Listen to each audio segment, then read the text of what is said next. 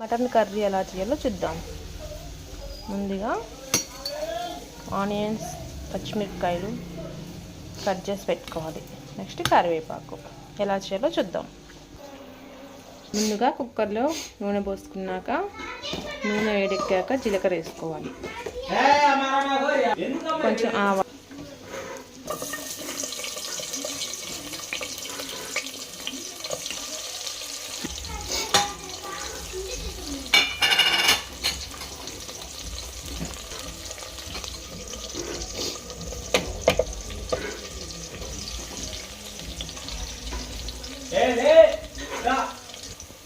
ఇప్పుడు పసుపు వేసుకోవాలి ఫ్రెండ్స్.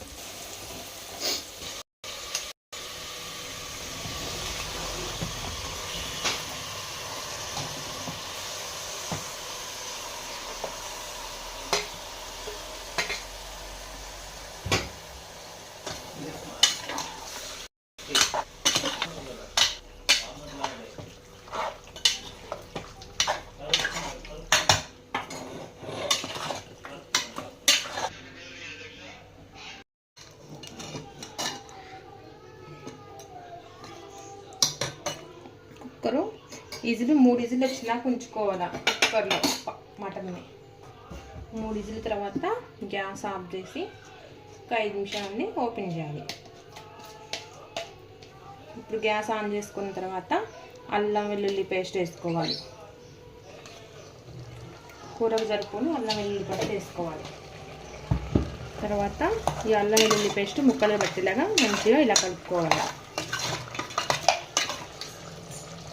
అల్లం వెల్లుల్లి పేస్ట్ వేసాక 2 నిమిషాల తర్వాత కారం, కూరకు జరుపుకొని కారం వేసుకోవాలి. తర్వాత ఉప్పు ఇవి కలుపుకోవాలి. మంచిగా కలుపుకున్నాక మళ్ళీ ఒక 5 నిమిషాలు మగ్గనివ్వాలి.